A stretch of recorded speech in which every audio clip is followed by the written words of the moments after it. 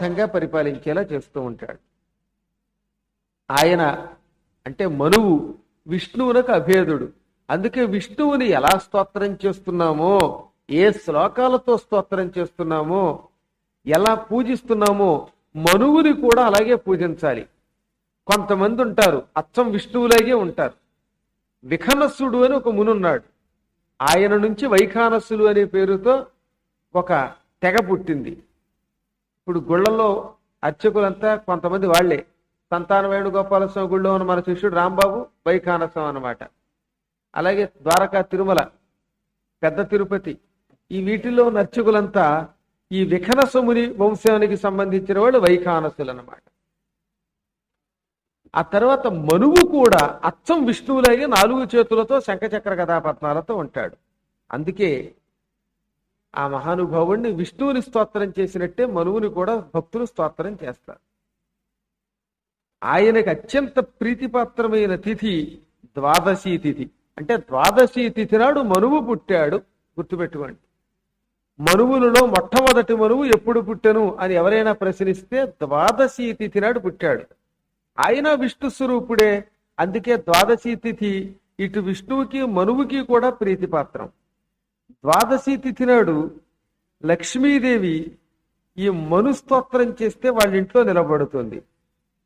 అందుకే ద్వాదశి నాడు ఏం చేయాలో చెప్పారు. కృతాశనో భవేద్యస్తు ద్వాదశ్యాం తత్పరాయణగా సస్వర్గవాసీ భవతు పుమాన్ స్త్రీవా విశేషతగా. ఈ ద్వాదశి తిథి నాడు విష్ణుమూర్తి మీద మనస్సు లగ్నం చేసి ఆయనని తలుచుకొని ఆ తర్వాత మనువుని తలుచుకొని నేతితో వండిన భోజనం చేస్తే అటువంటి వాడు శాశ్వతంగా స్వర్గలోకంలో నివసిస్తాడు. ఆ రోజు నూనెతో ఏ వంటకం చేసుకోకూడదట తినడానికి. ద్వాదశి నాడు అసలు నూనె వాడకూడదు. మంచి నూనె అనేది ఉంది, అయినా కలియుగంలో వాడేస్తున్నారు. కనీసం విన్నవాళ్ళైనా ఒక్కరోజు చారులో పోపెట్టాలంటే నెయ్యి వాడాలి. కందిపప్పులో కందిపప్పు కొనుక్కోలేకపోతున్నారులేండి ఇప్పుడు. ఎలా విన్నాను, చాలా దారుణమైన రేట్లు పెరిగిపోయాయి వాటికి. మతిపోతుంది. ఒకవేళ కాస్త కోస్తో 2 బద్దలు కొనుక్కుని ఆ 2 బద్దలు ఉడకబెట్టుకుని తినాలంటే అందులో నెయ్యి వేసుకోవాలి. నెయ్యి కంటే కందిపప్పు రేటు ఎక్కువగా ఉంది. తర్వాత వంకాయ కూర వండుకున్నా, టెంకాయ పచ్చడి చేసుకున్నా, ఇంకేదో చామదుంపలు వేయించుకున్నా, బంగాళదుంపలు వేయించుకున్నా మంచినూనె వాడకూడదు. మొత్తం మీద నెయ్యి వాడి దాంతో తినాలట ఒక్క ద్వాదశి నాడు.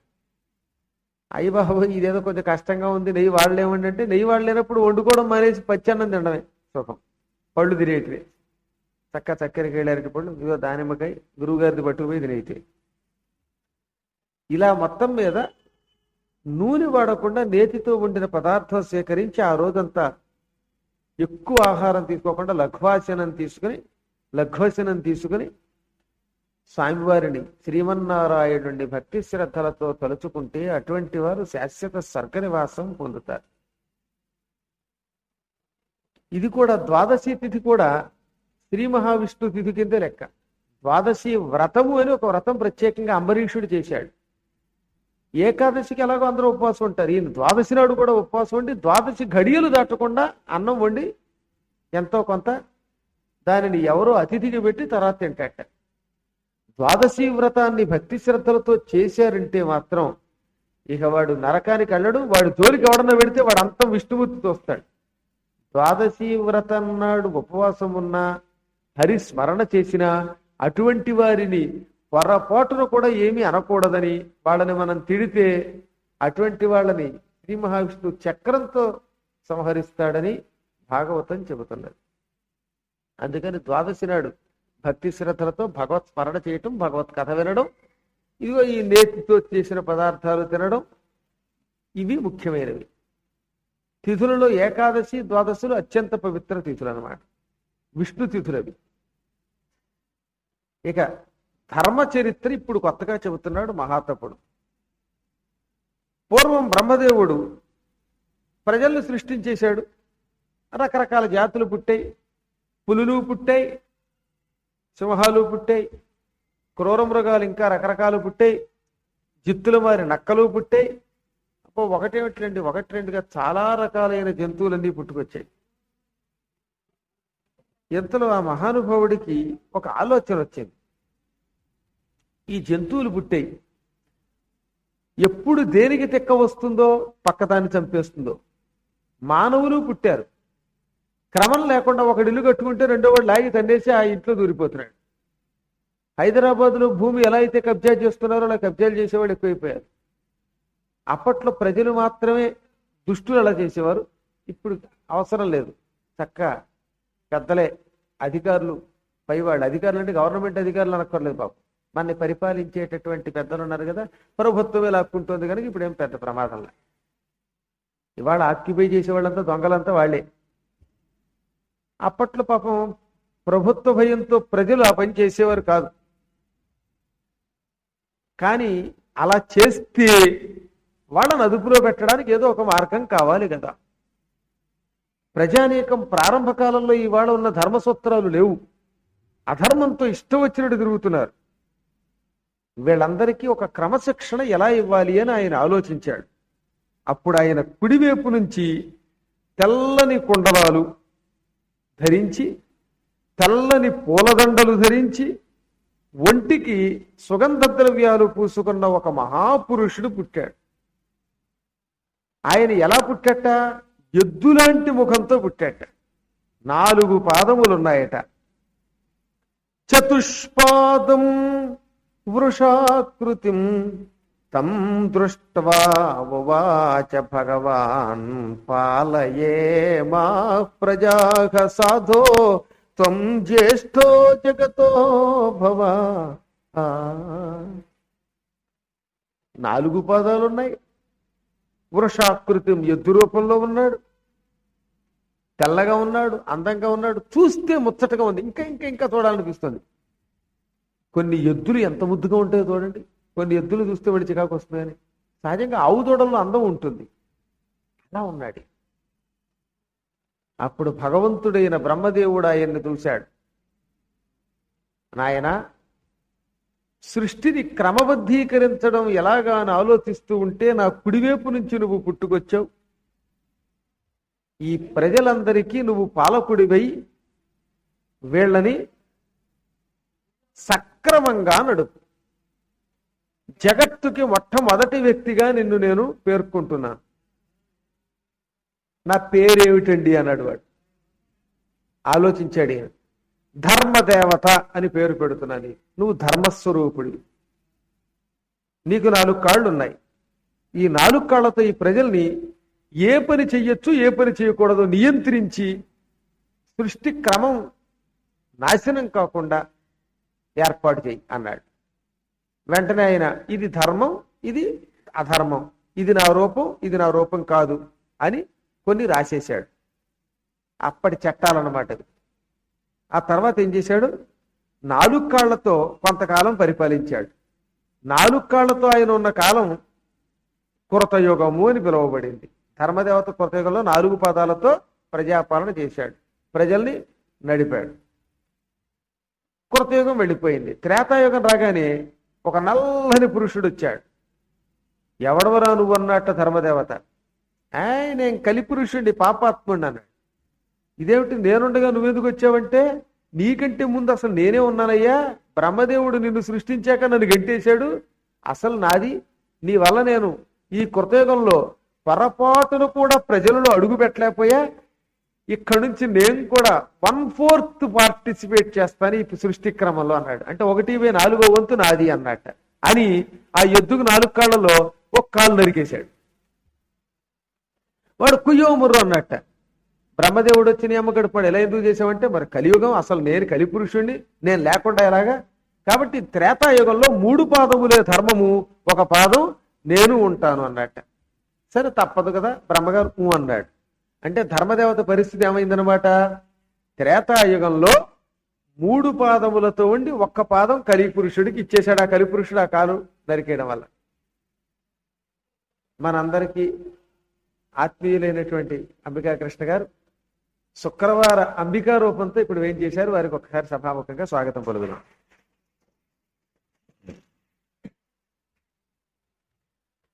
ఇలాగా ధర్మదేవత 3 పాదాలతో కలిపి పురుషుడు ఒక పాదంతో త్రేతాయుగం నడిపాక కొంతకాలం గడిచాక త్రేతాయుగం వెళ్ళిపోయింది, ద్వాపర యుగం వచ్చింది. మళ్ళీ కలిపురుషుడు వచ్చాడు.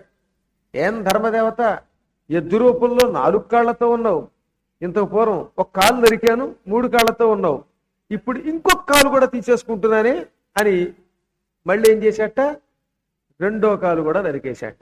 వాడు కుయ్యో మొర్రు అన్నాడు ధర్మదేవత. కుయ్యో అన్నా మొర్రు అన్నా తప్పదు, నీవు సగం నేను సగం ఉందాం ద్వాపర యుగంలో అని ఆ పాపం ధర్మదేవతని గట్టిగా పట్టేశాడు. బ్రహ్మదేవుడు వచ్చాడు. ధర్మదేవత, నేను ఏం చేయలేను, ఇది యుగ వ్యవస్థ, అంచేత నీ ధర్మము ప్రజలలో సగం మంది పరిపాలిస్తారు, సగం మంది పాపాత్ములు ఉంటారు.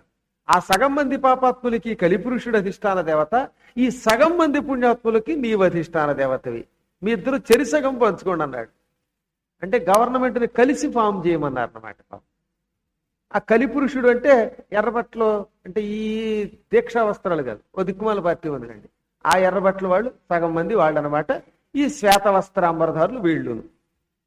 ఇక్కడికి ద్వాపర యుగం నడిచింది, కలియుగం వచ్చింది. ఈసారి కలిపురుషుడు ఏకంగా 3వ కాలు కూడా నరికేశాడు. వీడు కుయ్యోమర్రు అనే లోపు 4వ కాలు కూడా నరకబోతూ ఉంటే బ్రహ్మదేవుడు వచ్చి తప్పు ధర్మదేవతకి నేను 4 పాదాలు ఇచ్చా, కృతయుగంలో 4 పాదాలతో నడిచాడు, నువ్వు వచ్చి త్రేతాయుగంలో 1 పాదం నరికావు, ద్వాపర యుగంలో 2వ పాదం నరికావు, ఇదిగో ఈ కలియుగంలో 3వ పాదం నరికావు, అక్కడ కట్టేబెట్టు. కలియుగంలో కనీసం ఆ 1 పాదమైనా లేకపోతే ఇంక ఈ ప్రజలు ఎవరు బతకరు.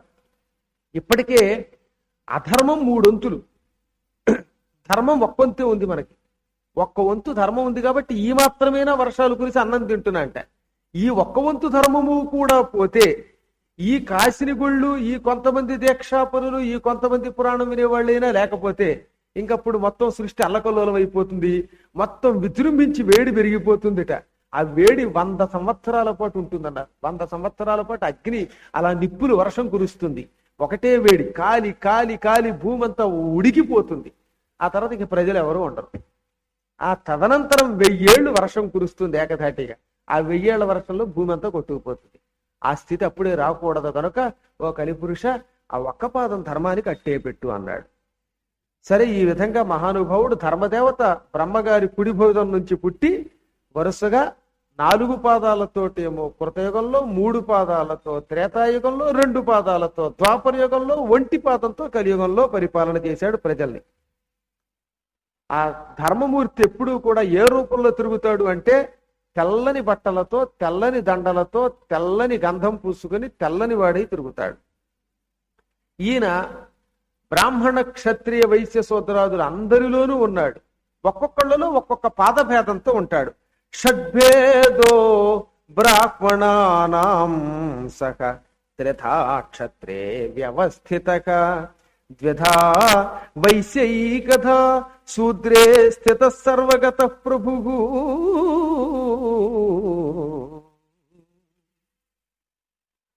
6 భేదములతో బ్రాహ్మణులలో ఉన్నాడు. ఏమేమిటి 6 భేదాలు అంటే యజ్ఞం చెయ్యడం, యజ్ఞములు చేయించడం, అంటే తాను సొంతంగా చేసుకుంటున్నాడు, ఇతరులకి చేయిస్తున్నాడు.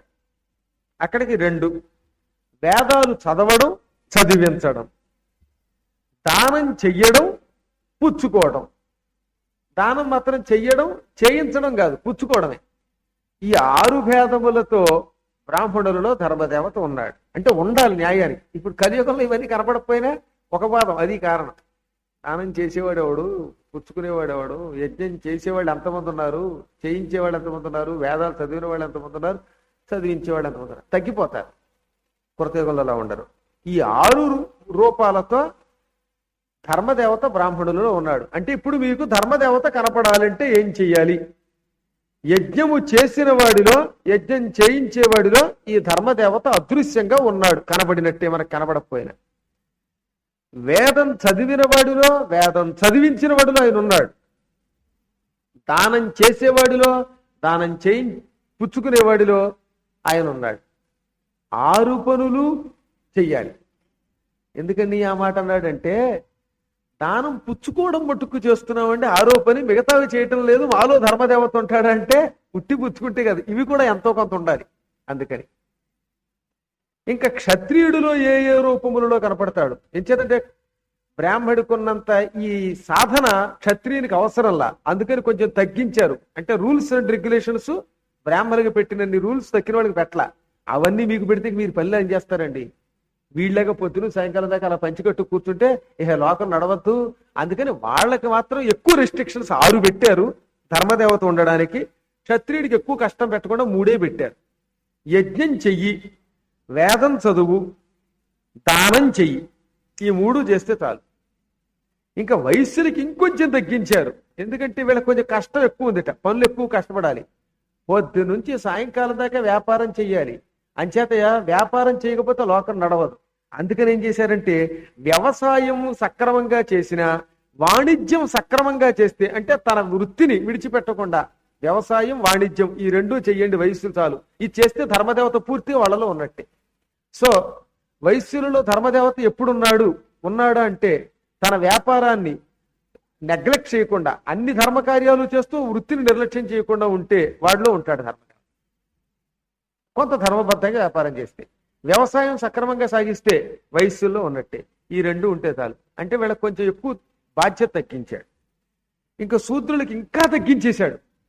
నాయనలారా మీరు ఎక్కువ కష్టపడకండిరా, ఈ పై వృత్తులన్నిటిల్లోనూ భగవంతుడు ఉన్నాడు కాబట్టి ఆ వృత్తికి మీరు సహాయం చేయండి, అసిస్టెన్స్ ఇవ్వండి చాలు, సహాయంతో మీకు తేలిక అయిపోతుంది అన్నాడు. అమ్మవారికి హారతి ఇస్తుంటే మీరు పళ్ళెం పట్టుకోవడానికి సాయం చేస్తే చాలు, మీకు తొందరగా ధర్మం వచ్చేస్తుంది. వ్యవసాయం చేసేవాళ్ళు కోఆపరేట్ చేయండి చాలు, మీకు ధర్మదేవత రూపం వచ్చేస్తుంది. అందుకే కలియుగంలో అందరికంటే అదృష్టవంతులు ఎవరంటే కలిర్ధన్య, శూద్రోధన్య, స్త్రీధన్య అని. కలియుగంలో అందరికంటే అదృష్టవంతులు ఎవరు, తొందరగా మోక్షం ఎవరికి వస్తుంది అంటే శూద్రులకి, స్త్రీలకి. లేడీస్ మీకు ఏమో అదృష్టం అండి బాబు, ఇంత కష్టపడి గింజుకున్నా మాకు లేదు తొందరగా మోక్షం, ఎక్కువ సాధన చేయాలట. ఆడవాళ్ళు ఊరికే అలా అలా సాయం చేస్తే మోక్షం వచ్చేస్తుంది. ఇంత గుడి కట్టించిన కృష్ణ గారి కంటే పక్క నుంచి హారతి పుచ్చుకుంటే ఆవిడకి వచ్చేస్తున్నారు సార్. చాలా లైట్ అనమాట, భగవంతుడు అలా అనుగ్రహించాడు స్త్రీలని ఈ కలియుగంలో. అలాగే శూద్రులకు కూడా వీరికి రవ్వంత సహకారం చేస్తే చాలు, కొండంత అక్కర్లా, నమ్మి ఉంటే చాలు అంతే. ఈ రకంగా ధర్మదేవత ఈ వర్గాలలో కొలువై ఉన్నదట. ఈ పనులు సక్రమంగా చేస్తే మోక్షం ఇస్తుంది. ఆ విధంగా ధర్మదేవత పుట్టి వీళ్ళందరిలో ఉంటూ 7 ద్వీపాలను పరిపాలన చేశాడు. ఈ భూమండలం అంతా నిండి ఉన్నాడు. ధర్మదేవత లేనప్పుడు ఎవడికి ఎవరు నచ్చితే వాళ్ళతో కాపురం చేసేవారు. కానీ ధర్మదేవతను పుట్టించాక పెళ్లి అని ఒక ప్రక్రియ పెట్టాడు. పెళ్లి శాస్త్రోక్త ప్రకారంగా అది బ్రాహ్మ వివాహం కానీ, ప్రాజాపత్యం కానీ, లేకపోతే గాంధర్వం కానీ, పైశాచికం కానీ, ఇలా ఈ వివాహ విధుల్లో ఏదో ఒక విధానం ద్వారా పెళ్లి చేసుకోవాలి. వేద మంత్రములతో యజ్ఞగుండం పెట్టి చేసే వివాహాన్ని బ్రాహ్మ వివాహం. వాళ్ళందరికీ ఎక్కువ మందికి పూర్వం యజ్ఞం చేయించేవారు. ఇప్పుడు ప్రాజాపత్య వివాహమే ఎక్కువ చేయిస్తున్నారు. ఎందుకనంటే యజ్ఞం కూడా తీసేసి ఏదో నామకే వస్తే నిప్పు అంటిస్తున్నారు, అది అంటించట్లేదు. వేద మంత్రాలతో చేస్తారు. అరుంధతి నక్షత్రం చూపిస్తారు, యజ్ఞోపవేతాదులు అవి మార్చడం అవి చేస్తున్నారు. ఇది ప్రాజాపత్యం. కలియుగంలో ఎక్కువగా ప్రాజాపత్యం జరుగుతోంది, కొంతవరకు తంతు. ఇది కాకుండా గాంధర్వము అని ఒకటి ఉన్నది. అంటే భార్యాభర్తలు ఇద్దరు అవ్వాలి అంటే ఒక స్త్రీ పురుషులు ఇద్దరూ కూడా ప్రేమించి నువ్వు నాకు నచ్చావు నేను నీకు నచ్చాను అనుకుంటే దండలు మార్చుకుంటే చాలు. ఎక్కడో తోటి రిజిస్ట్రేషన్ చేయించుకోవాలి దండలు మార్చుకున్నాక. ఇప్పుడు మన రిజిస్ట్రార్ ఆఫీసులోకి వెళ్ళి సంతకం పెడుతున్నారే, ఇది గాంధర్వం. ఇది కాకుండా రాక్షస వివాహం మరొకటి ఉంది. అదేమిటంటే పెద్దలను ఎదిరించి చేసుకునే పెళ్లి, దిక్కుమాల పెళ్లి. ఇది నిజానికి ఒక్క మహారాజాధిరాజులకి, క్షత్రియులకి నిబంధించారు. కలియుగంలో తండ్రికి తెలియకుండా ఢిల్లీ వెళ్ళి పెళ్లి చేసుకొచ్చి తండ్రి మీద కూడా దాడి చేసేవాళ్ళు తయారయ్యారు కనుక అందరూ బుచ్చేసుకుంటారు ఈ పెళ్లిళ్ళు. ఇప్పుడు ఇది రాక్షస వివాహము అంట. పెద్దవాళ్ళని ఎదిరించి ధిక్కరించి వీళ్ళిద్దరూ చూపులు కలిసిన సుఖవాళ్ళని వెళ్ళిపోతారు. కానీ రాక్షస వివాహంలో ఎక్కువ మంది సుఖపడరట. ఎప్పుడైతే పెద్దల్ని ధిక్కరించారో వాళ్ళ అనుమతి లేకుండా, ప్రేమించడం తప్పండల్లా, వాళ్ళ అనుమతి లేకుండా వాళ్ళని తిట్టి ఎగిరెళ్ళి పెళ్లి చేసుకోవడం వల్ల చిట్ట చివరికి ఎప్పుడూ కూడా అంత సుఖం ఉండదు. వీళ్ళ సంతానం కూడా సుఖమైన సంతానం అవ్వదు, తల్లిదండ్రులు ఏడిపిస్తారని చెప్పారు. ఇంకా ఆఖరిది దరిద్రం, పిశాచి వివాహం, పైశాచిక వివాహం.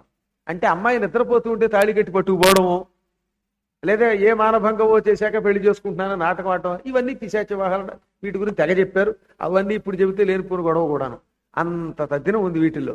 ఈ పైశాచిక వివాహం కూడా నీచమైన మొత్తం మీద వివాహ ప్రక్రియే. మొదట్లో సృష్టి ఆరంభంలో ధర్మం దేవత పుట్టని క్రితం ఎవరిని ఎప్పుడు పెళ్లి చేసుకుంటున్నారో ఎప్పుడు వదులుతున్నారో తెలియకుండా ఈ అమెరికా వాళ్ళ తంతులాగా ఇంగ్లీష్ వాళ్ళ తంతులో ఉండేది. ధర్మదేవత పుట్టాక ఒక భార్య ఒక భర్త, లేదా ఒకవేళ భర్త ఎక్కువ మందిని చేసుకోవాల్సి వస్తే ఈ భార్యానుమతిని తీసుకుని సక్రమంగా వేద విధి ప్రకారం పెళ్లి చేసుకోవాలి. పెళ్ళయ్యాక భార్యాభర్తల బంధం అంత తేలిక కాదు వేయడం. ఈ క్రమం వచ్చేసింది, అక్రమాలన్నీ పోయాయి. ఈ కథ విని ఒక ఆయన, పాత రోజులే బాగున్నాయండి, ఇవాళ పెళ్లి చేసుకుని మర్నాడు విడాకులు చూడండి అచ్చకంగా ఉండి దిక్కుమాల బంధం అంటాడు ఆయన. కొంప కొల్లేరైపోతుంది దానివల్ల. అది ఇష్టం వచ్చినట్టుగా కోతుల సంతానంలా తయారైపోయి చివరికి సృష్టి మొత్తం నశించిపోతుంది. ఎందుకంటే 2006లో అమెరికా వెళ్ళినప్పుడు ఈ కథ కొంచెం క్లుప్తంగా చెప్పాను. అక్కడ చెబితే ఆ డాల్లాస్లో ఒక ఆయన అడిగాడు అనమాట, ఏమండి అదే సుఖం బాగున్నట్టుందండి అని. నీకు బాగానే ఉంటుంది, అమెరికాలో ఉన్నావు కాబట్టి, మా భారతదేశం వాళ్ళు ఇంకా పూర్తిగా పాడైపోలేదు.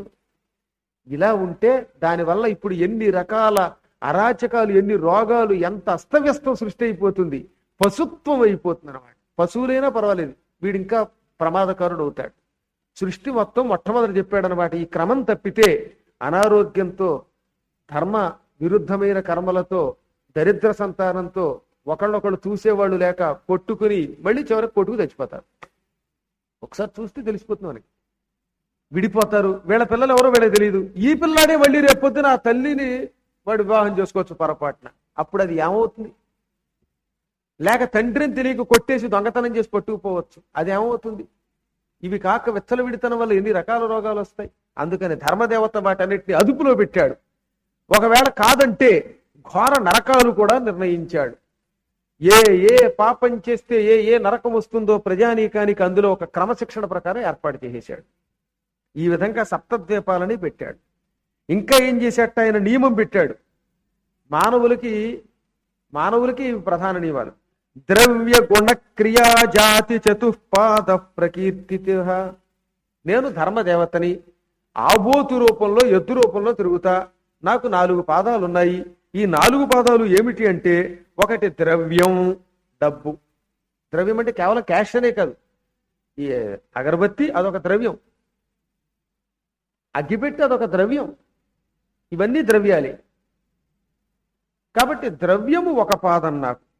దీన్ని బట్టి ధనము సంపాదించడం తప్పు అనుకుని కొంతమంది ఈ మధ్యన ప్రచారం చేస్తున్నట్టే, ఇదంతా అబద్ధం. అది ధనము కూడా ధర్మములో ఒక పాదం. ధనం లేకపోతే అర్థము పురుషార్థములలో ఉత్తమమని కదా వ్యాసుడు అన్నాడు. అసలు ఉత్తమమైనది అర్థం, పురుషార్థాల్లో కల్లా ఇది గొప్పదట క్యాష్. అది సక్రమంగా ఉంటే, దాని వెంటపడి ధర్మం నశిస్తే, లేకపోతే చెయ్యరాని పనులు చేస్తే అప్పుడు అది పాపం అవుతుంది, నీచం అవుతుంది.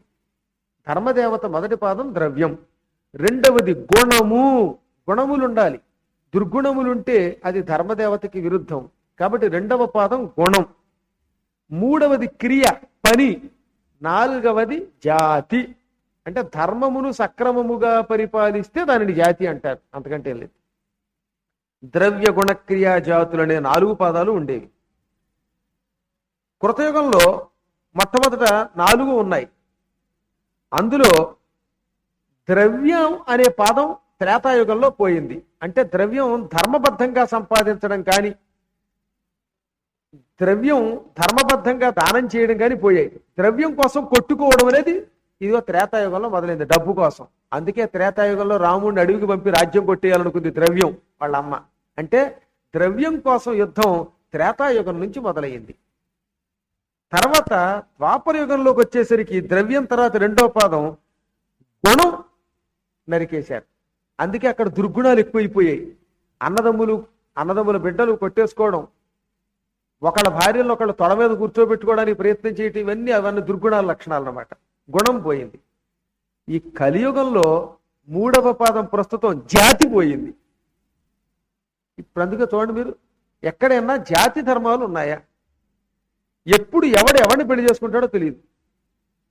పైకి అందరం కూడా అన్ని జాతులు ఓటేని చెప్పినా కొన్ని పనుల కోసమైనా జాతి ధర్మములు తప్పవు. అన్ని జాతులు ఒకటే కాదననం. మనందరం శాస్త్రం కూడా ఏం చెబుతోంది? జాతి తప్పండల్లా. జాతులన్నీ ఐకమత్యంతో ఉండకపోతే, జాతులన్నీ పరమాత్మ స్వరూపాలు కాకపోతే సృష్టి ఎలా నడుస్తుంది? కానీ కొన్ని క్రియలు జాగ్రత్తగా ఆచరించండి అంది. ఇప్పుడు కలియుగంలో జాతి ధర్మం నశించి చెప్పు చెప్పు కింద ఉండాలి, అది సింహాసనం కింద ఉండాలి అనే నీతి పోయి క్రమక్రమంగా అజ్ఞానంలో పడిపోయింది. దీనివల్ల ఏమవుతుందట, జాతి ధర్మం నశించడం వల్ల మొత్తం వ్యవస్థ అంతా నాశనం అయిపోయిందిట. ఎలాగా? చదువు లేదు ఒక వ్యక్తికి అనుకుందాం, అస్సలు వాడికి విజ్ఞానం లేదు. జాతి అంటే విద్యని బట్టి కూడా కదా జాతి అనేది. ఏమీ చదువు రాని ఒక సన్యాసిని, ఓ చవటని పైకి తీసుకురావడం కోసం జిల్లా కలెక్టర్గా పెట్టేశాం మనం. వాడికి ఆల్ రావు. ఆ తర్వాత ఏమవుతుంది మొత్తం జిల్లా అంతా? అంటే విద్య, ప్రతిభ, వీటిని దృష్టిలో పెట్టుకోవాలి. ప్రతిభా విద్యలను కనుక తొలగిస్తే అది జాతి నాశనం అంటారు. జాతి నాశనం అంటే ప్రతిభా విద్య, అంతేగాని మనుషులను అనుకోకండి అక్కడ లేనిపోని గొడవ. జాతి అనగా ఏమిటి? ఎవరిలో అయితే కర్మాచరణం సత్కర్మాచరణం ఉన్నదో, ఎవడిలో విద్య ఉన్నదో, ఎవడిలో ప్రతిభ ఉన్నదో వాడల్లా నిజమైన జాతివాడు. వాడికి మనం పట్టం కట్టాలి. అది కట్టడం పోతుంది కలియుగంలో. అలా పోవడం ద్వారా కలియుగ వ్యవస్థ నశిస్తుంది. సరే, ఇక పెళ్లిళ్లలో కులమతాదులు పోయి ఇష్టం వచ్చినట్టు పెళ్లి చేసుకుంటారు. దానివల్ల చివరికి ఏమైపోతుందో తెలియకుండా అయిపోతుందిట.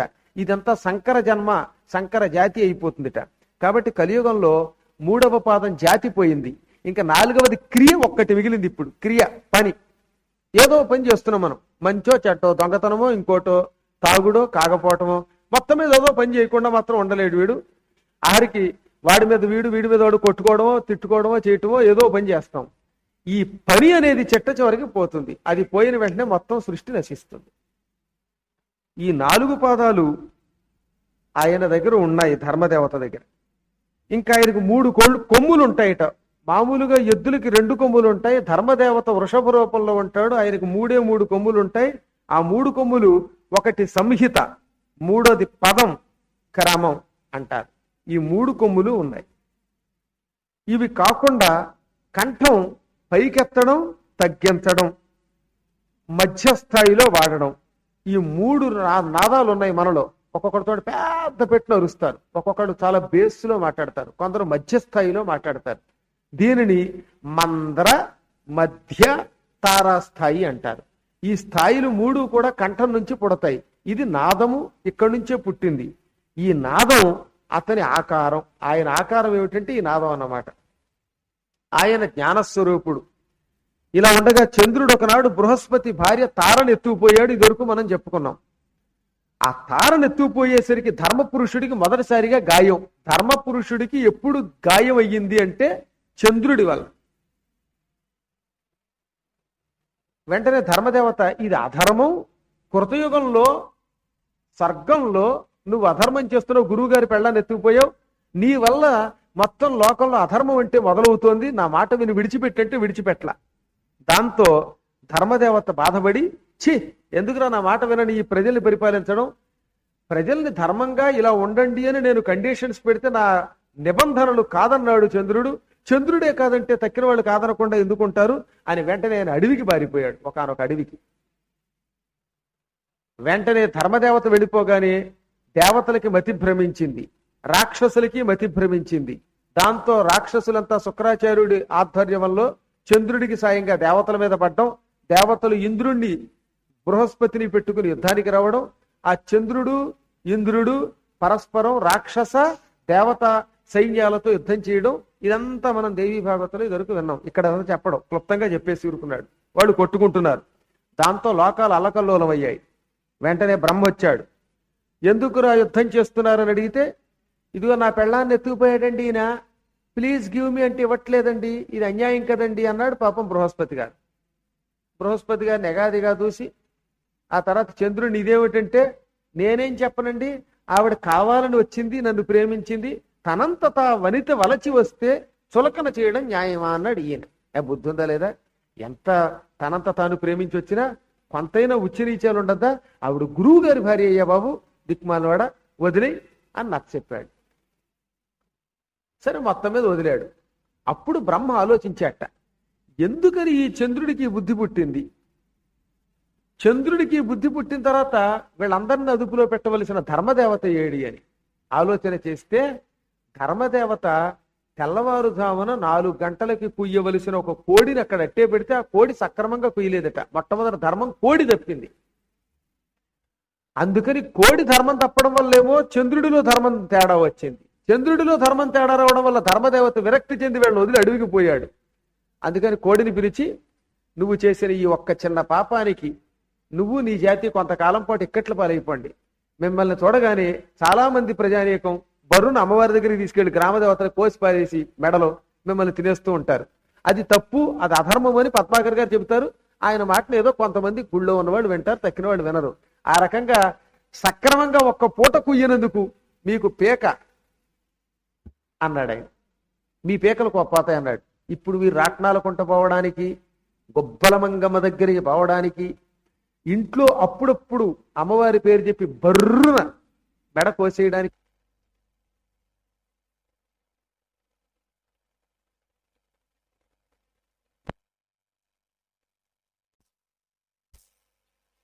కోళ్ళు ఆ రాళ్ల దగ్గర గొబ్బల మంగమ్మ దగ్గర కూర్చుంటాం. అమ్మవారికి సాత్విక పూజ అంటే ఇష్టం అండి. కోళ్ళు, కుక్కలు, నక్కలు, మేకలు కోస్తే ఇష్టం ఉండదు. అది ఎవడో భ్రమ. వాడు తినడానికి ఇష్టపడి ఆ దొంగనాటకం ఆడాడలని, వద్దంటే కాదంటే బాగుండదని. అంచేత ఇకనైనా మారకపోతే బ్రహ్మశాపం మనకు కూడా తగులుతుంది అనమాట. ఇప్పుడు ఆయన ధర్మదేవతని మళ్ళీ పిలిచి సక్రమంగా లోకంలో ధర్మం నడపాలనుకున్నాడు. అందుకని ఏం చేశాట, దేవతలారా పాపం చంద్రుడి ప్రవర్తనతో విరక్తి చెంది ధర్మదేవత ఎక్కడికో పోయాడు. ఎక్కడికి వెళ్ళాడు మీరు అందరూ తలో దిక్కుకి వెళ్ళి వెతకండి వెతకండి అనగా మొత్తం మీద వెతికారు. వెతకగా ఒకానొక కీకారణ్యంలో చెట్టు కింద కూర్చుని తపస్సు చేశాడు. ఆ చెట్టు రావి చెట్టు. అందుకే రావి చెట్టు ధర్మ వృక్షము, బోధి వృక్షము అంటారు. మీరు చూడండి, గౌతమ బుద్ధుడు ఏ చెట్టు కింద తపస్సు చేశాడు? రావి చెట్టు కింద. అది బోధి వృక్షం ఎప్పటికి కూడా. అలాగే శ్రీ మహావిష్ణువు తరచుగా రావి చెట్టు నేనని చెప్పాడు. కృష్ణుడు స్వయంగా భగవద్గీతలో అశ్వత్థ సర్వ వృక్షాణం అని చెప్పాడు. అంటే వృక్షములలో అశ్వత్థ వృక్షం నేను అని. ఇంకా చాలా మంది మహానుభావులు రావి చెట్టు కిందే తపస్సు చేశారు. ఎందుకంటే ధర్మదేవత ప్రభావం ఆ చెట్టుకుంది. ఆ చెట్టు కింద కూర్చున్నట్టు ఒక అడవిలో ఆయన. వెంటనే ఈ దేవతలంతా ఆయన్ని పట్టుకుని, మహానుభావ, తెల్లని వాడు వినువు, నమోస్తు శశి సంకాశ నమస్తే జగతపతే నమస్తు నమస్తే దేవరూపాయ స్వర్గ మార్గ ప్రదర్శక కర్మ మార్గ స్వరూపాయ సర్వగాయ నమో నమః. ఓ మహాత్మా, తెల్లని కాంతితో ఉండే పూజ్యుడు వినువు.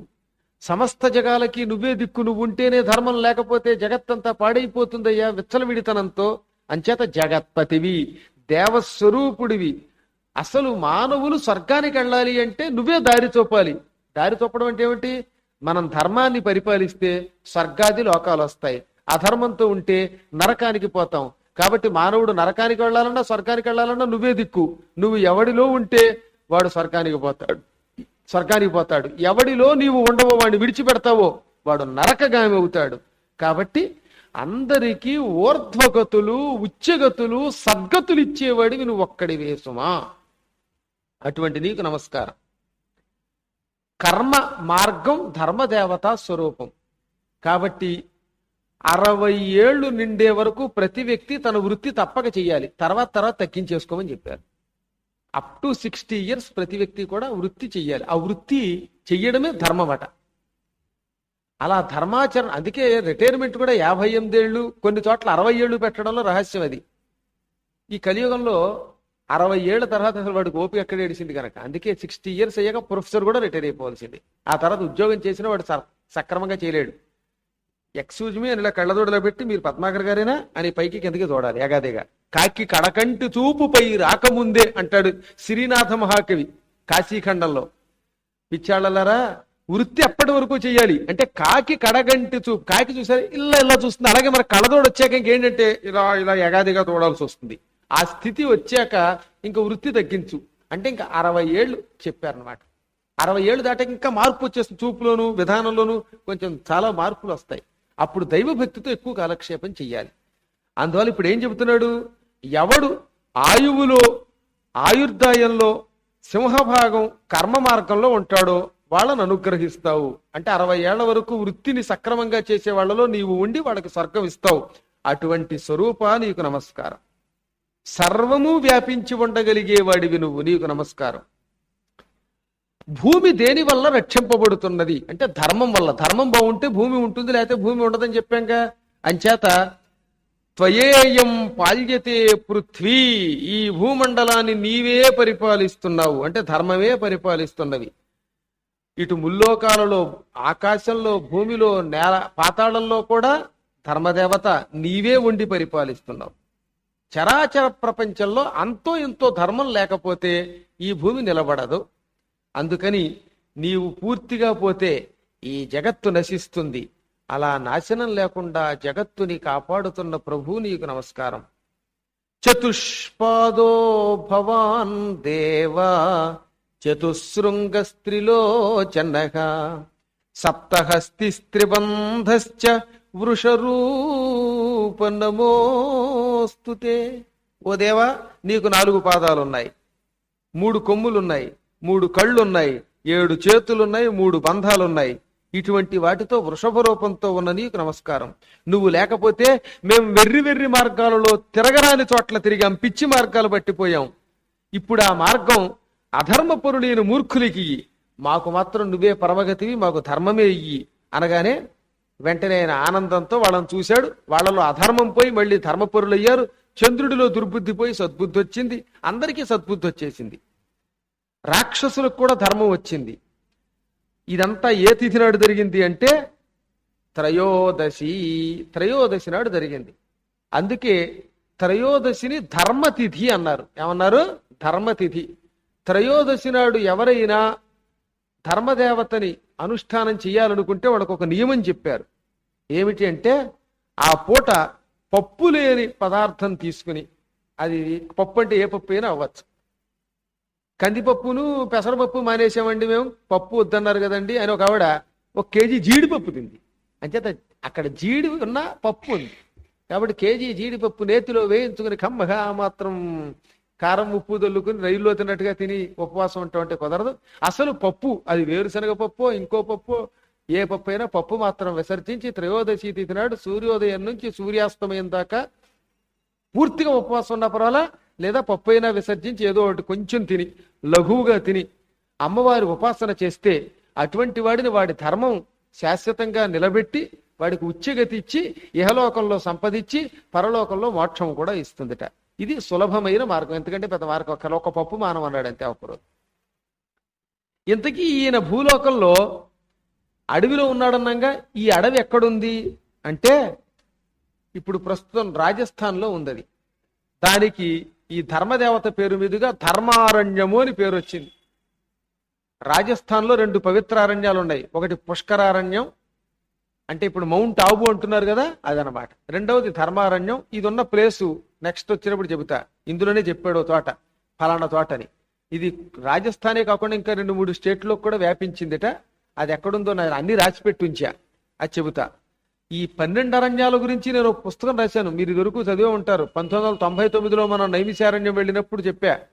12 అరణ్యముల మీద, నైమిషారణ్యం మీద స్పెషల్ ఫోకస్ తో రాసిన పుస్తకం. అందులో ఇవన్నీ ఉన్నాయి. ఆ ధర్మారణ్యంలో ధర్మదేవత తపస్సు చేయటం వల్ల ఆ అడవికి ధర్మారణ్యం అని పేరు బ్రహ్మదేవుడు ఇచ్చాడు. అప్పటి నుంచి ధర్మదేవత అడవిలో ప్రత్యేకంగా ఉంటాడు. కలియుగంలో ఎక్కడ ఉండకపోయినా అక్కడ మాత్రం ఉంటాడట రూపదర్శనంతో. ఈ కథ చాలా ఉత్తమం.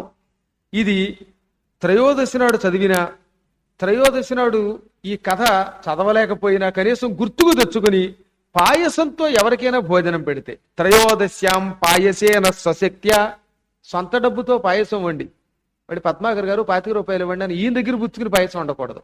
మీ సొంత డబ్బుతో వండి ఎవరో ఒకరికి భోజనం పెడితే, ముష్టి వాళ్ళకి పెడితే మరింత మంచిది అని చెప్పారు. అటువంటి వాడు ఖచ్చితంగా వాడి పాపాలు పోయి స్వర్గానికి వెళ్ళి దేవతలతో సౌఖ్యం పొందుతాడు. అద్భుతంగా ధనాభివృద్ధి కూడా చెందుతుంది. ఈ విధంగా త్రయోదశి తిథి గురించి కూడా చెప్పుకున్నాం. ఇంకా అద్భుతమైన మరికొన్ని కథలున్నాయి. వాటినేమో మళ్ళీ మనం 23వ తారీఖు నుంచి చెప్పుకుంటున్నాం. డేట్ నేను చెప్తానన్నాను కదా, 18, 19, 20, 21, 22 5 రోజులు మీకు సెలవిస్తున్నాం. 23 నుంచి శ్రావణ మాసం ప్రారంభమవుతుంది. ఆ 23వ తారీఖు యథాప్రకారంగా బుధవారం అనుకుంటున్నాను, గురువారం అయితే 7 గంటల కనుక 7 గంటలకి కార్యక్రమం ప్రారంభమవుతుంది. ఇప్పుడు అంబికా కృష్ణ గారు వారి సందేశం ఇచ్చిన తర్వాత సత్కార కార్యక్రమాలు కూడా ఉంటాయి. చాలా కాలం తర్వాత మనం మళ్ళీ వారిని గుళ్ళో దర్శించుకోగలిగాం.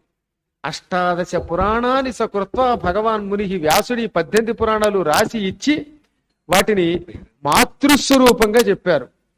అటువంటి ఆ మాతృస్వరూపమైన పురాణాలలో ఇప్పుడు ఇది ఎన్నో పురాణం? ఇది వరాహ పురాణం. ఇంకా వరాహ పురాణం కొంత భాగం ఉంది. ఇంకో 10 రోజుల్లో అది కూడా అయిపోయాక నెక్స్ట్ పురాణం కంటిన్యూషన్. ఏ పురాణం చెప్పారు? అయిన 13. గురువు గారికి నమస్కరిస్తూ అతి శ్రద్ధగా వస్తున్నటువంటి భక్తులు మీ అందరికీ కూడా నమస్కరిస్తూ భగవంతుడు మీ అందరికీ కూడా ఆయురారోగ్యాలు భోగభాగ్యాలు ఇవ్వాలని చెప్పి నేను కోరుకుంటూ చాలా సంతోషం. ఒక మంచి కార్యక్రమం, పురాణంలో ఇన్ని విషయాలు ఉన్నాయన్న సంగతి తెలుసుకోవటానికి మనం ఈ జన్మలోనూ పుణ్యం చేసుకున్నాం. మనకి డబ్బున్నా కూడా చెప్పించాలని నాకు బుద్ధి కలిగిన సరిగ్గా చెప్పే విషయం, ఆ గ్రహణశక్తి కానీ, ఆ ధారణాశక్తి కానీ, ఆ భాష కానీ, ఆ పద్యం పాడే విధానం కానీ, ఇవన్నీ కూడా పద్మాకర్ గారిలో ఉండి నడుస్తున్న సరస్వతి పుత్రులు ఆయన. ఖచ్చితంగా చెప్పాలంటే కొన్ని విషయాల్లో ఆ ఊరి అదృష్టం కూడా కొంత కలిసి రావాలి. ఆయన ఇక్కడి నుంచి బేవరం నుంచి అక్కడి నుంచి వచ్చారు. మన ఏలూరుకి నిజంగా అదృష్టం. ఆ రకమైనటువంటి ఒక గురువుగారు దొరకటం, అద్భుతంగా మనకు విషయాలు తెలుస్తుంటాం.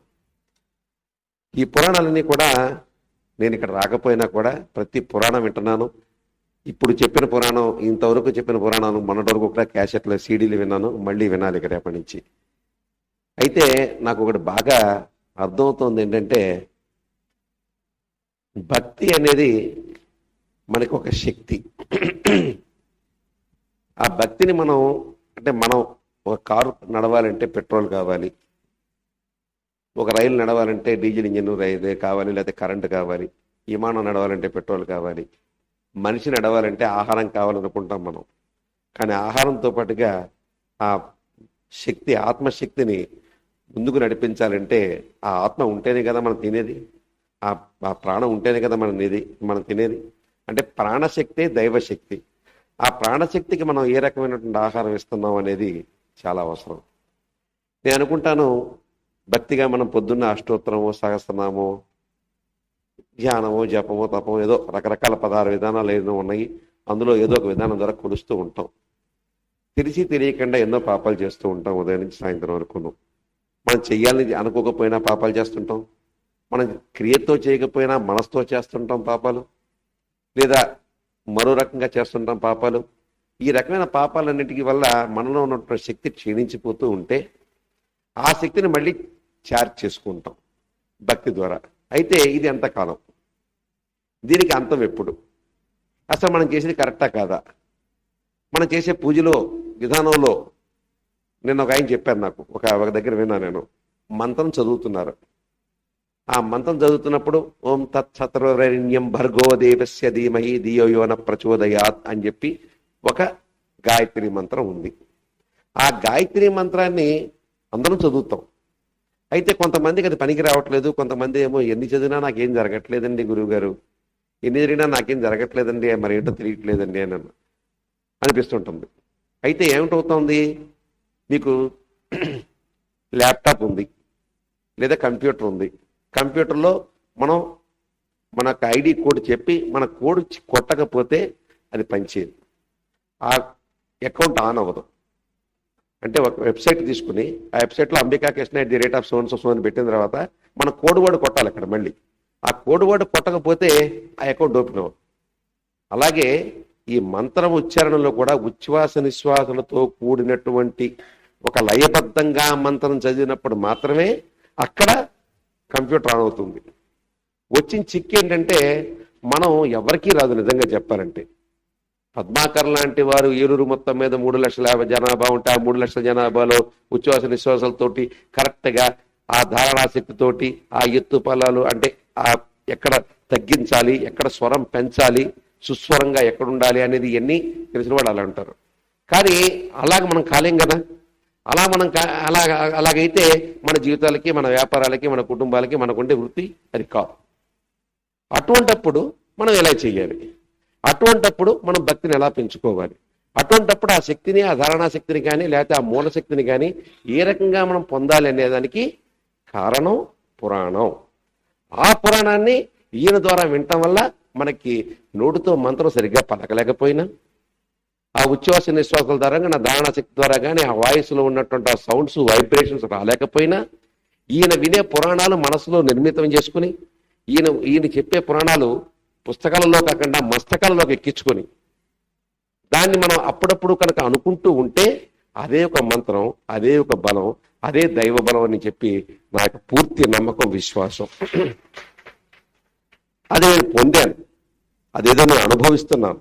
అందుకే నాకు తెలుసు తీపి అంటే ఎలాగుంటుంది. తీపి పంచదారలా ఉంటుంది అంటాం, లేదా తేనెలా ఉంటాం. తేనెకి దాన్ని ఏదో దాంతో పోల్చాలి కదా. నా యొక్క పోలిక ఏంటంటే పద్మాకర్ గారి పురాణమే నా పోలిక, అందులో ఏమీ తేడా లేదు.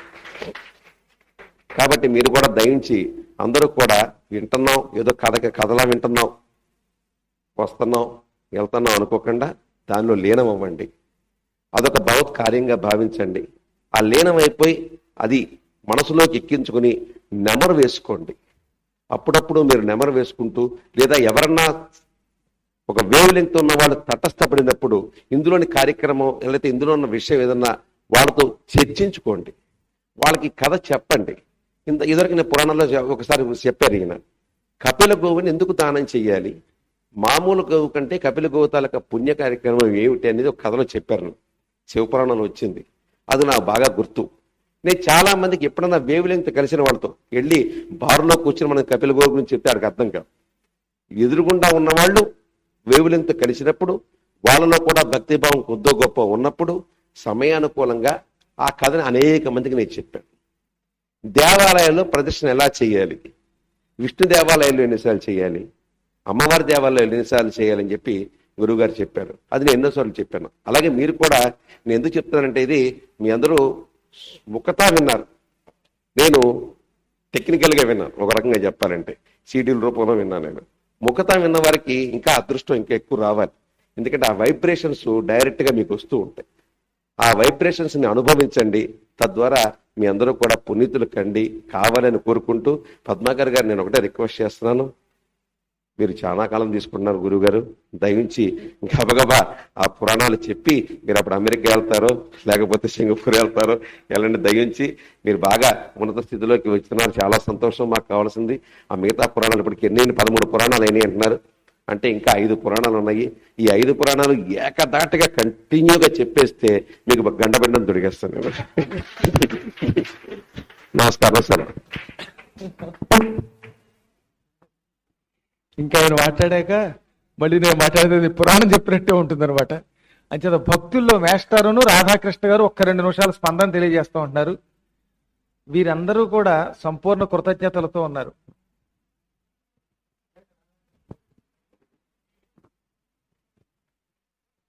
శ్రీ గురుభ్యో నమః.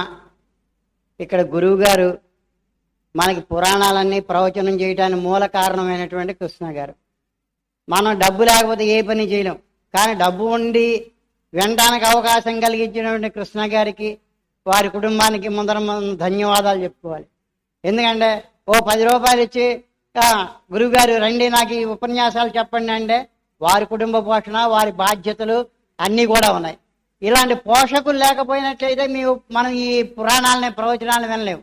ఎప్పుడో 93 నుంచి 13 పురాణాలు చెప్పారంటే ఇందుకు ఇండైరెక్ట్గా దోహదకారిగా కృష్ణ గారు కూడాను.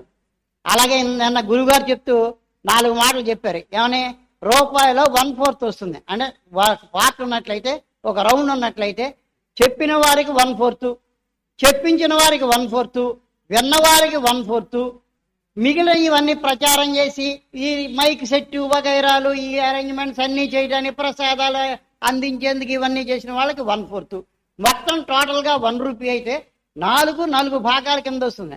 అందుకని ఇండైరెక్ట్గా కృష్ణ గారికి 25 భాగం, లేకపోతే చెప్పిన గురువు గారికి 25 భాగం, మనకు 25 భాగం. నాకైతే తెలియగానే ఆయన చెప్పిన ప్రకారం ఇవన్నీ అనుభవించడానికి మూల కారణం ధనం కూడా కావాలండి. పూర్వం అంటే రాజులు ఉండేవారు, అన్నీ చెప్పించేవారు. అందుకని ప్రజలందరూ వినగలిగేవారు. ఇవాళ ఎవరు మటుకోళ్ళు సామాన్యులు, చెప్పలేని స్థితి. ఏదో గురువు గారిని పోషించగలిగినంత కెపాసిటీ ఉన్న ఒకే వ్యక్తి ఉండరు. ఏదో మనకి తోచిన తృణం ఫణం ఆయన సమర్పించుకున్నాం, అంతేగాని వారి సమయాన్ని వెచ్చించకుండా. కానీ కృష్ణ గారు సూచన చేశారు గురువు గారికి, ఏమండి మీరు తొందరగా పురాణాలని పూర్తి చేసి ఈ 5 కూడా పూర్తి చేయాలని కోరారు. నేను కూడా అదే కోరుకుంటున్నా. నా వయస్సు దాటిపోయింది, 65 సంవత్సరాల్లోకి వచ్చాను.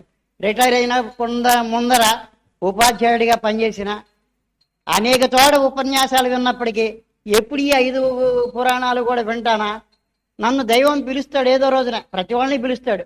కానీ ఇది 5 పురాణాలు విన్న తర్వాత పిలిస్తే బాగుండు. ఏదో కొంత 58 సంవత్సరాలు వచ్చే వరకు ఉద్యోగం కోసం పాటుపడుతూ అక్కడికి ఉన్న అవకాశాలు ఉన్నప్పుడు వచ్చాను. ఈ 6 సంవత్సరాలు బట్టి మటుకు ఎక్కువ సార్లు రావడానికి కుదిరింది. వయసులో చిన్నవాళ్ళైనటువంటి ఇక్కడ ఈ అమ్మాయి వస్తుంది, రోజు అగరవత్తులు వెలిగిస్తుంది. అలాంటి వాళ్ళకి ఇంకా చాలా సమయం ఉంది. నేను అస్తమించుతున్నటువంటి సూర్యుడిని, ఏ క్షణంలో సూర్యాస్తమయం అయిపోతుందా నాకు భయంగా ఉంది. అంటే వేరే రమ్మని పిలిచారని కాదు, ఈ పురాణాలను వినలేకపోతున్నాననేటటువంటి అసంతృప్తి. ఎన్ని విషయాలో చెప్పారు. నేను చిన్నప్పటి నుంచి అనేక ప్రసంగాలు అనేక చోట్ల అనేక సార్లు మరి రామకృష్ణ గారు చెప్పినట్లుగా 4 భాగాలుగా చెప్తారు. ఒకటి శ్లోకం, అర్థం, దాని తాత్పర్యం, దాని వల్ల వచ్చే ప్రతిఫలం. అలా ఉండాలి పురాణం అని ఆయన అనేక పర్యాయాలు చెప్తారు. అది తూచే తప్పకుండా మనకి గురువు గారు మనకు అందిస్తున్నారు. ఈ అందించే దానిలో వారు చెప్పే దానిలో కూడా 50% స్వీకరిస్తాము అంటే ఏదో ఇందా కృష్ణ గారు చెప్పారు, అదేదో స్విచ్ నొక్కతే కానీ మనం ఆన్ చేయలేమని. మన బుర్రలో కూడా స్విచ్లు ఉన్నాయి. ఎంత కెపాసిటీ ఉన్నవాడు అంత గ్రిప్ చేయగలడు. 100కి 100 పాళ్ళు గ్రిప్ చేయగలను గురువు గారు లాంటి వాళ్ళు ఏకసంధాగ్రాహులకు కాదు. అందుకని ఈ బుక్ రేట్లో కూడా వస్తుందన్నారు. ఈ బుక్స్ రూపంగా ఈ లోపల తిరుపతి దేవస్థానం వాళ్ళు కూడా ప్రచురించేస్తున్నారు. ఈ లోపలే గురువు గారి పుస్తకాలు కూడా ఈ 18 పురాణాలు వారు కృష్ణ గారు సహాయం తీసుకుంటారో భక్తులు సహాయం తీసుకుంటారో, పుస్తక రూపంగా వచ్చినట్లయితే కొన్ని మర్చిపోయినా మళ్ళీ మననం లేనిది ఏమొస్తుందండి? ఏమి చేయలేం. ఒకసారి విన్నది చూసింది మళ్ళీ మరుక్షణంలో మానవ జన్మ మర్చిపోతూ ఉండం. మళ్ళీ చదువుకుంటూ పునర్ చేస్తూ ఉంటేనే ఈ మైండ్ పెరుగుతూ ఉంటుంది. పనికిరాని కత్తి సానబట్టకపోతే పనికిరాదు. అలాగే మనకి సానబట్టే గురువు గారు, దీనికి సహకరించినటువంటి శ్రీ అంబికా కృష్ణ గారు, వీరి పూర్తి సహాయ సహకారం ఉండబట్టే మనం వినగలిగాం. వారు ఈ కార్యక్రమాలన్నీ నెరవేర్చినందుకు గురువు గారికి, కృష్ణ గారికి, వారి కుటుంబానికి మనస్ఫూర్తిగా మీ అందరి తరఫున నా కృతజ్ఞత తెలియజేసుకుంటూ విరమిస్తాను.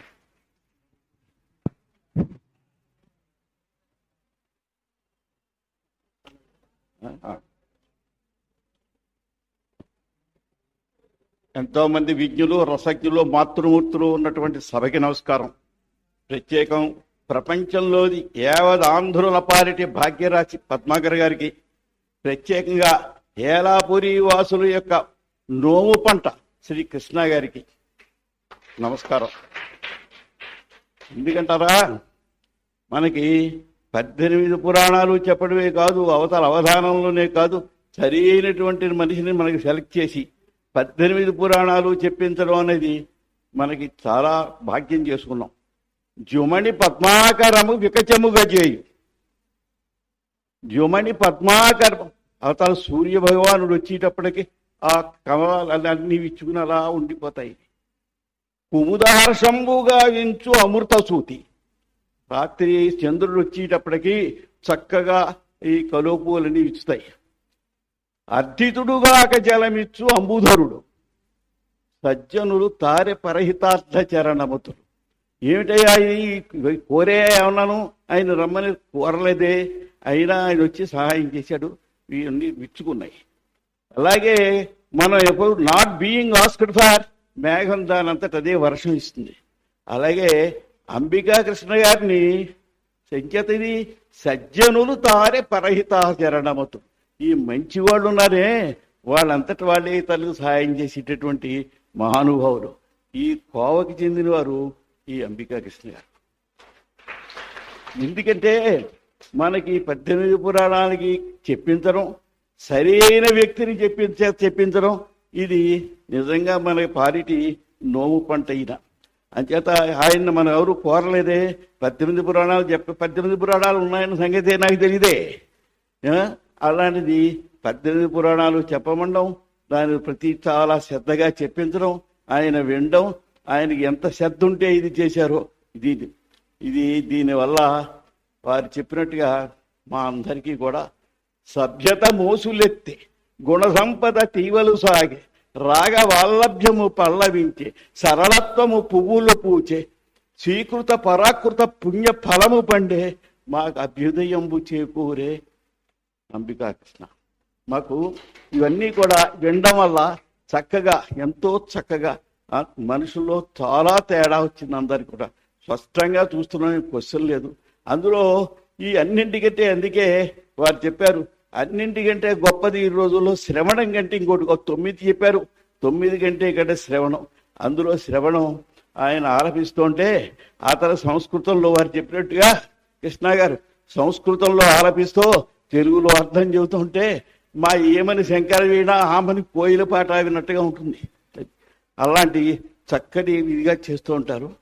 పద్మాకర్ మహామహా మీరు మధుర మంజుల మోహన ముగ్ధ మాధురీ వచనాలతో పలుకుల కులుకులతో ఉపమింపగలేని రీతిలో పురాణం చెబుతుంటే మీ పురాణ చాతుర్యం చూడడానికి కాశీలో కడ్డుములి చేయట శివలింగానికి 7 కొండలవాడు భక్తుల పూజలు అందుకోవడం మర్చిపోయి మీ హృద్య గజ్జ పద్య పురాణాలలో ఈదులు ఆడుతున్నట్ట. పోతన్న కైతలన్నీ పోత పోసుకున్న వన్యకాడు కృష్ణుడు అహిమస్తములకు ఉయ్యారంబు నేర్పించు వలపు పిల్లన గ్రోవి పాటగాడు కృష్ణుడు. బృందావనంలో చక్కగా వేణువు వాయిస్తుంటే యువతల గోపికలు ఆతల గోవులు సంజాత రోమాంచ నిశ్చల తాదాత్మ్యంతో విన్నటువంటి వినివన్నీ కూడా ఒక్కసారి పద్మాకర్ వేదిక మీకు తిరిగాయిట. అంచేత అంత చక్కటి వారిని మనకు అందించారు. ఆయన సహస్రావధానాన్ని గురించి మనం చెప్పక్కర్లేదు.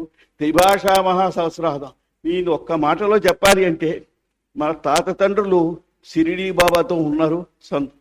ఇప్పుడు మనం సత్యసాయి బాబా గారు, మన గణపతి సత్యానంద స్వామి గారు ఇలాంటి మహానుభావులతో ఉంటున్నాం. ఇప్పుడు ఈ టైంలో ఒక త్రిభాషా మహాసహస్రావధాని టైంలో మనం ఉన్నామని తర్వాత వాళ్ళ తరాల వాళ్ళు తప్పకుండా చెప్పుకుంటారు.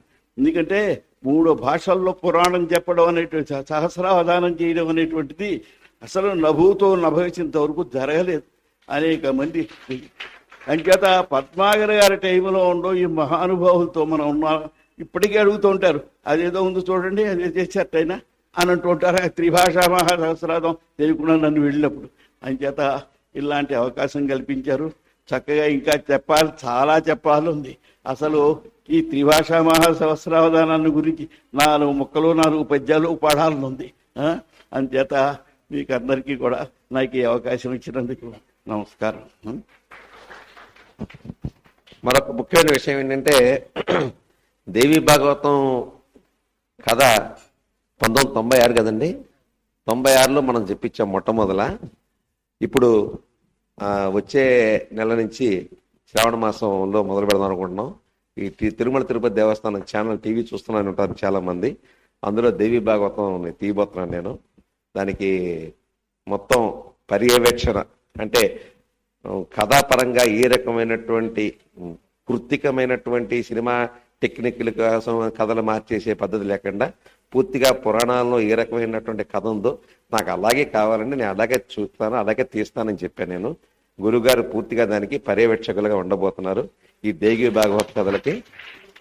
ఇంతవరకు మీరేమో ఆడియోలో విన్నారు, ఇక వీడియోలో చూడబోతున్నారు.